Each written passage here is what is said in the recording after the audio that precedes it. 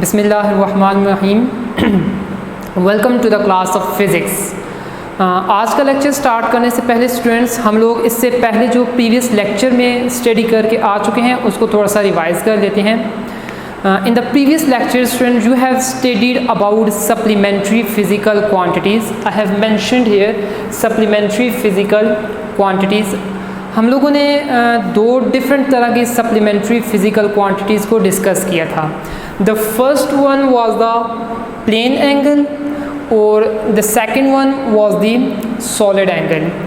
और हम लोगों ने ये कहा था ये दोनों जो फिज़िकल क्वांटिटीज़ हैं these are purely geometric in nature. हम लोगों ने प्लेन एंगल को डिस्कस किया था और इसका यूनिट था रेडियन। हम लोगों ने इन दोनों को इन द डिटेल डिस्कस किया था। उसके बाद फ्रेंड्स हम लोगों ने सॉलिड एंगल को डिस्कस किया था और सॉलिड एंगल का यूनिट होता है steradian and this unit is denoted by symbol SR and I have told you that steradian is also called as squared radian. और हम लोगों ने सॉलिड एंगल और इसका यूनिट स्टीरेडियन इसको भी हम लोगों ने काफ़ी डिटेल में डिस्कस किया था। उसके बाद फ्रेंड्स हम लोगों ने अपने लास्ट लेक्चर में साइंटिफिक नोटेशंस को डिस्कस किया था। हम लोगों ने ये कहा था कि हमारे पास जब कोई बहुत ज़्यादा बड़ा नंबर हो उसको कॉम्पैक्ट फॉर्म में लिखने का एक वे है and that way is called as the scientific notation. और हम लोगों ने कुछ उसकी एग्जांपल्स भी देखी थी।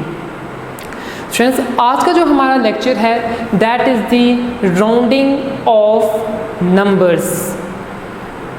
सबसे पहले क्वेश्चन ये है why we need the rounding off numbers. हम लोग नंबर्स को क्यों राउंड ऑफ कर देते हैं? इसकी मैं आप लोगों को एक बहुत ज़्यादा कॉमन एग्जांपल दूंगा। आप लोगों ने एक नंबर पढ़ा होगा पाई, जो फिज़िक्स में न्यूमेरिकल्स में या इस तरह से बहुत ज़्यादा कॉमनली यूज़ होता है और मैथमेटिक्स में भी बहुत ज़्यादा कॉमनली यूज़ होता है।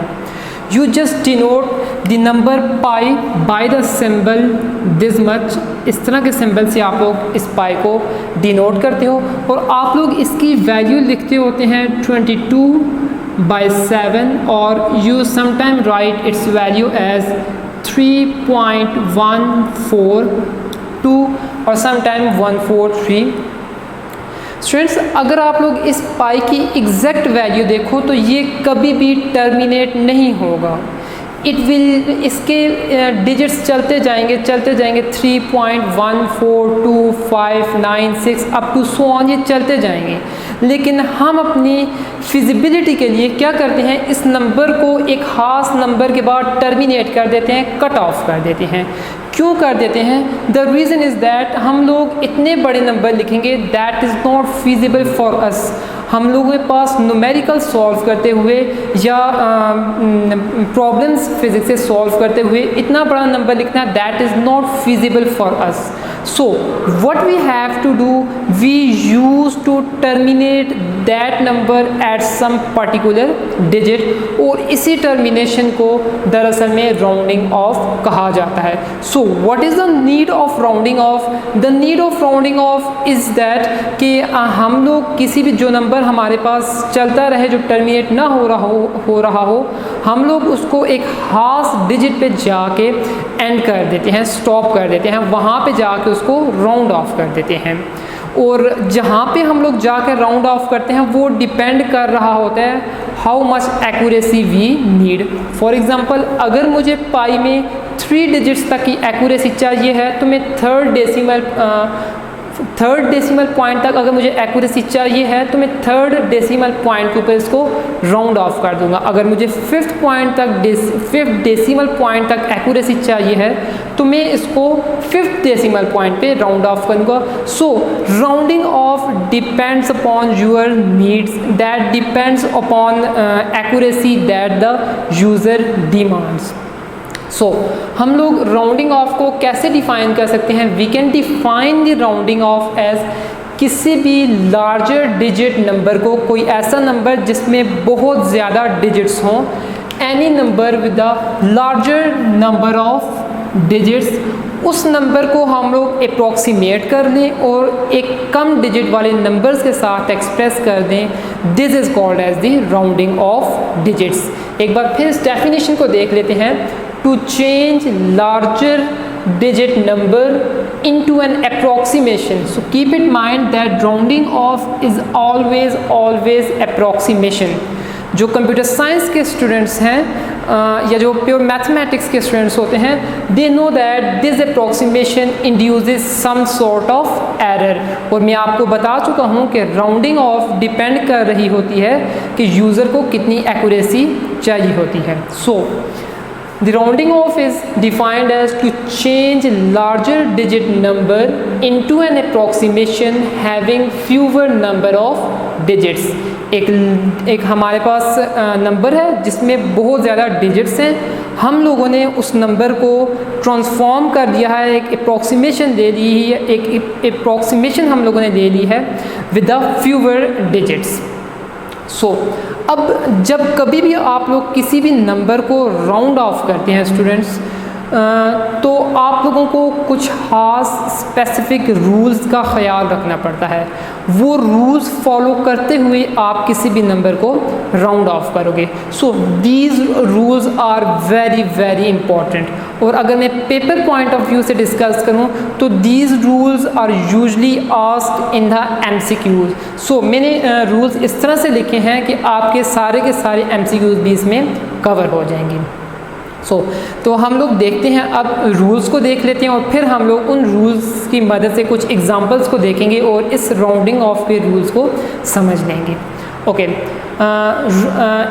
इन रूल्स को देखने से पहले स्टूडेंट्स हम लोग एक दो कॉन्सेप्ट्स देख लेते हैं, एक दो वर्ड्स देख लेते हैं जो मैं कंटिन्यूसली जब अगर रूल्स को डिस्कस करूँगा तो वो वर्ड्स में यूज़ करूँगा। The first one is the dropping digit and the second one is the last retained digit। ये क्या होते हैं, इनको हम लोग एक एग्जाम्पल के साथ समझ लेते हैं। So students just see over here,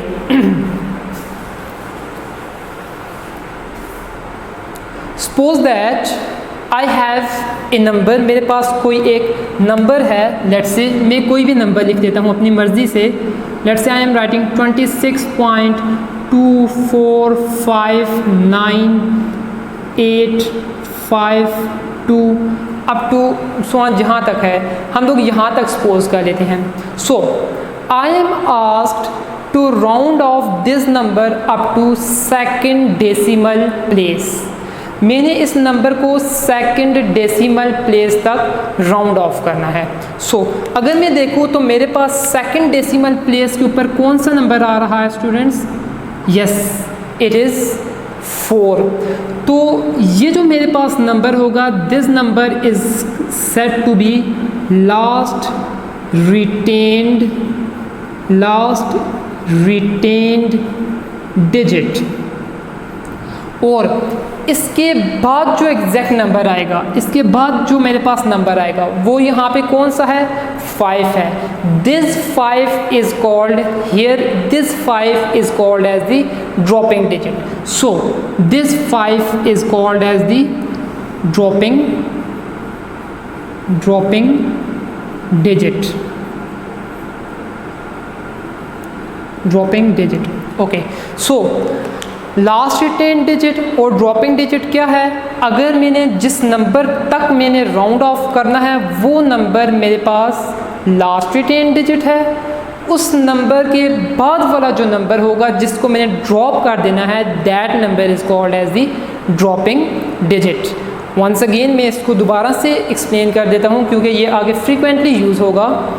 वो नंबर जहाँ तक मैंने राउंड ऑफ करना है, that number is called as last retained digit। और वो नंबर जिस नंबर को मैंने ड्रॉप कर देना है, that is called as dropping digit। या वो नंबर जो लास्ट रिटेन डिजिट के बाद आएगा, that is called as the dropping digit। Okay, अब हम आ जाते हैं अपने रूल्स की तरफ और रूल्स को हम लोग समझ लेते हैं। Okay, rule number 1 is written if dropping digit is less than 5 then last retained digit is dash। अगर आपके पास कोई भी एक नंबर हो, आप लोगों को कहा गया हो कि आपने इसको राउंड ऑफ करना है, और जब स्टूडेंट्स आप लोग इसको राउंड ऑफ कर रहे हो और आपके पास जो ड्रॉपिंग डिजिट आए वो ग्रेटर देन 5 आए, तो तब आप किस तरह से राउंड ऑफ करोगे, इसको हम लोग एग्जांपल के साथ समझ लेते हैं और फिर हम लोग इस ब्लैंक को फिल भी कर देते हैं। ओके, कैसे एग्जांपल के साथ समझ लेते हैं। Just look at here students, let us suppose that I have a number 5, 23, 5, 2, 3, 8 and 6. Okay, I am asked to round off this number up to this place. मैंने इस नंबर को यहाँ पे आके राउंड ऑफ कर देना है। So you know that this 3, अगर यहाँ तक मैंने राउंड ऑफ कर देना है, then this 3 is my last retained digit. और 3 के बाद वाला जो मेरे पास नंबर आएगा, according to that example, you know that this number is what, this is dropping digit. Okay, अब हम लोग आ जाते हैं अपने रूल की तरफ। Rule states that if dropping digit is less than 5, if dropping digit is less than 5, let me to make it less than 5, let's suppose if it is 4. Now I can see that my dropping digit is less than 5, then last retained digit is kept as it is. अगर मेरे पास जो dropping digit है वो less than 5 होगा, यहाँ पे students मेरे पास dropping digit कौन सा है, यहाँ पे मेरे पास ये ड्रॉपिंग डिजिट 4 है। अब I know that 4 is less than 5, तो अगर मेरे पास ड्रॉपिंग डिजिट लेस देन 5 होगा तो मेरे पास जो लास्ट रिटेन डिजिट रहेगा वो एज इट इज़ रहेगा, उसको मैंने चेंज नहीं करना होगा। सो if the dropping digit is less than 5, then last retained digit is kept as it is, kept same, it is not changed. हम लोग एक और एग्जांपल के साथ इसको समझ लेते हैं।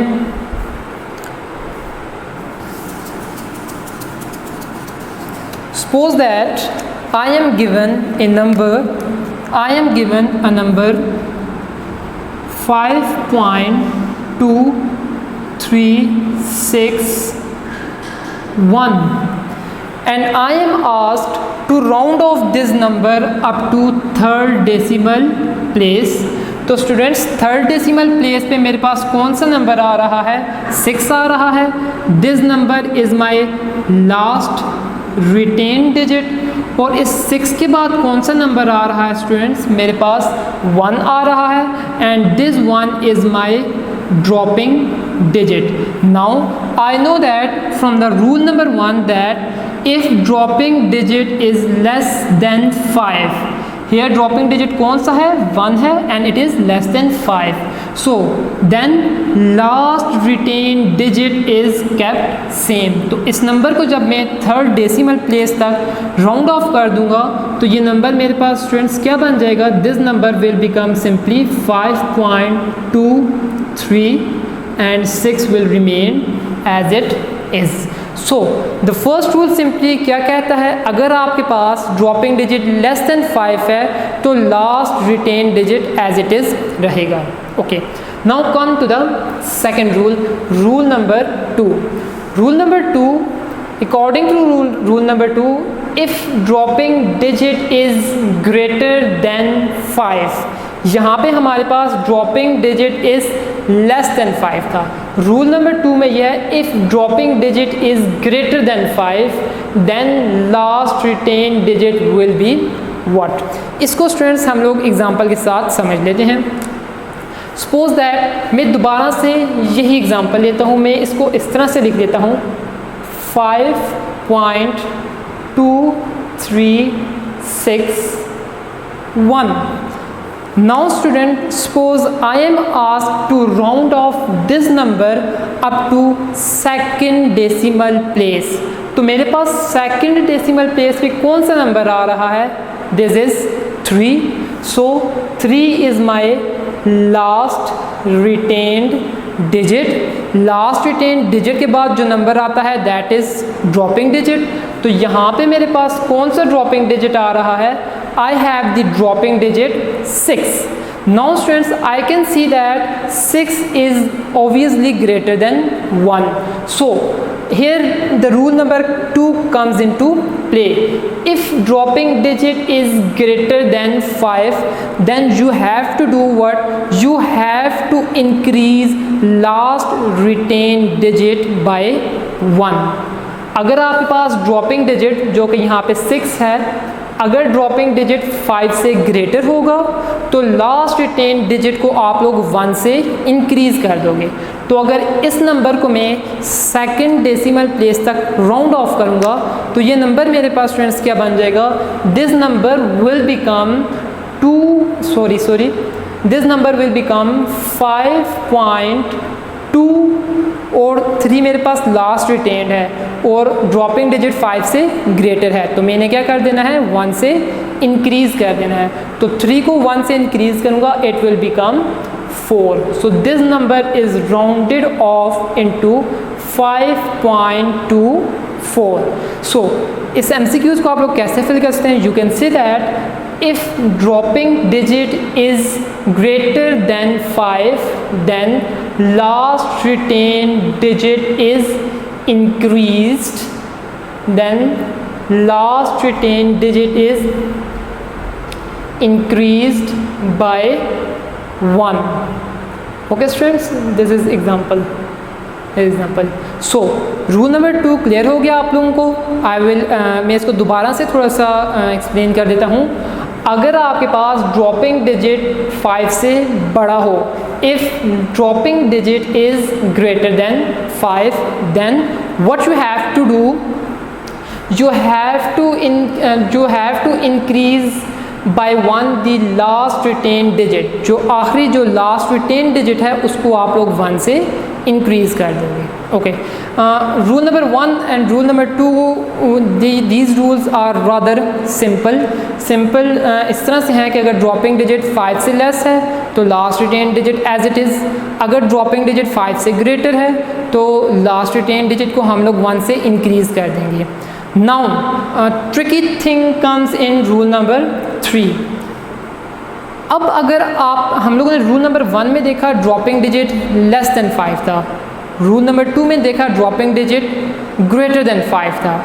अब अगर ड्रॉपिंग डिजिट ही 5 आ जाए, so then what I have to do? So you have to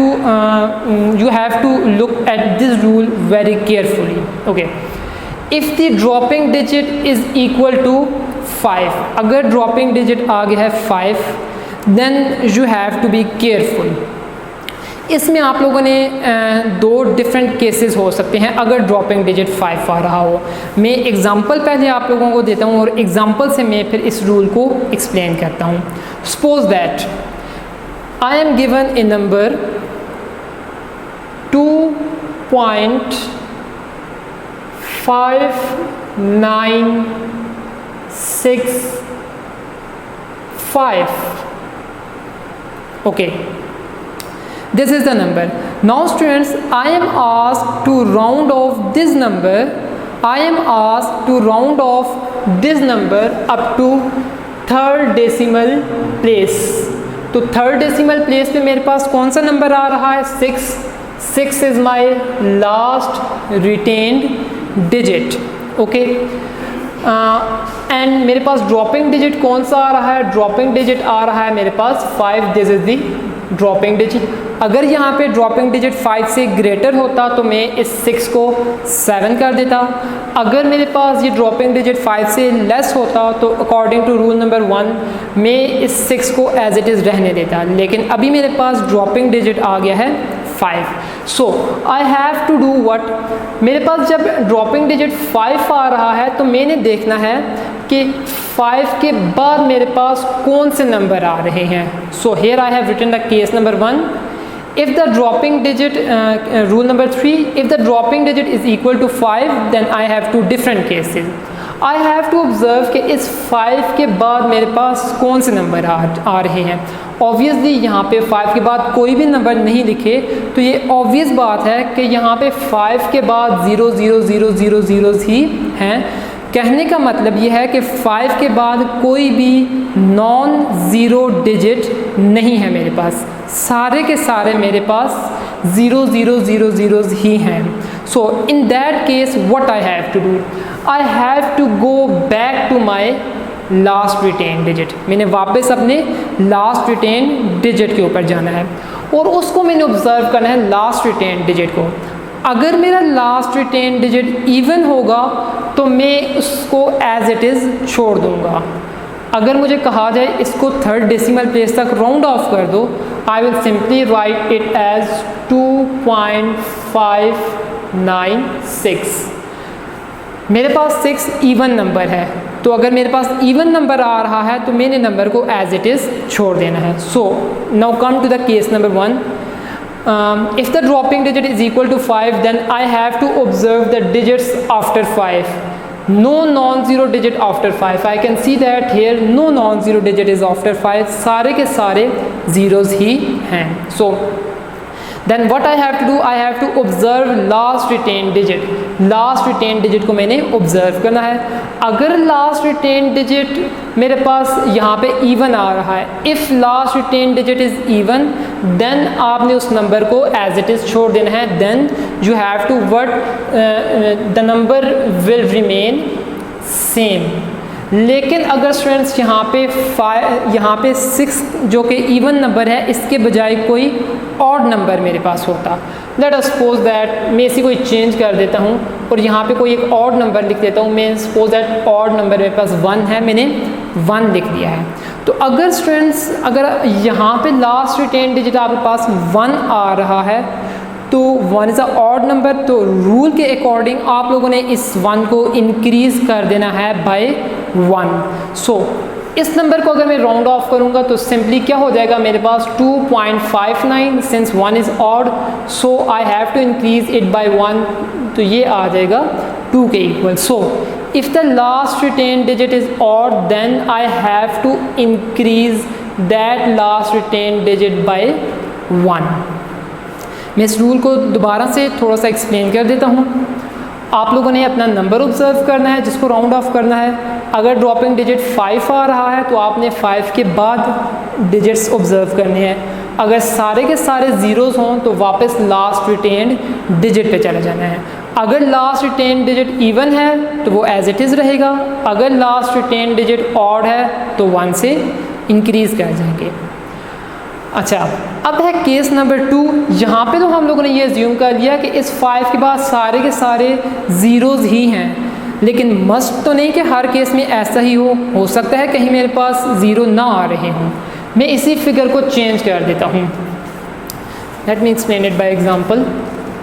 मैं इसी फिगर को इस तरह से लिख देता हूँ 2.5915.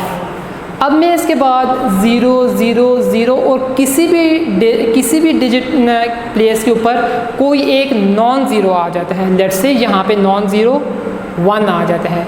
Now I am asked to round off it up to third decimal place. तो मैंने ये ऑब्ज़र्व कर दिया कि 5 के बाद किसी भी एक डिजिट पोजीशन के ऊपर नॉन ज़ीरो आ रहा है तो मेरा जो लास्ट रिटेन डिजिट होगा वो चाहे इवन हो चाहे ऑड हो वो 1 से इंक्रीज़ हो जाएगा. सो अगर मैं इसको राउंड ऑफ करके लिखूँगा इट विल बिकम 2.592. एक और एग्जांपल ले लेते हैं. मैं यहाँ पे लास्ट रिटेन डिजिट को अब इवन कंसिडर करता हूँ. मैं एक ये एग्जांपल थी, मैं एक सेकंड एग्जांपल देखता हूँ. 2.59250001. ओके, अब मेरे पास स्टूडेंट्स जो लास्ट रिटेन डिजिट है वो कौन सा है 2. मैंने थर्ड डेसिमल प्लेस तक राउंड ऑफ करना है. This is my last retained and this is my dropping digit. Okay, now I can see that मेरे ड्रॉपिंग डिजिट 5 है और 5 के बाद एक नॉन ज़ीरो आ रहा है राइट ओवर हियर. तो रूल क्या कहता है, अगर 5 के बाद किसी भी डिजिट प्लेस के ऊपर कोई एक नॉन ज़ीरो आ जाए तो लास्ट 10 डिजिट चाहे इवन है या चाहे ऑड है, आप लोगों ने सिंपली उसको 1 से इंक्रीज़ कर देना है। तो इस नंबर को जब मैं राउंड ऑफ करके लिखूँगा, I can write it as 2.593।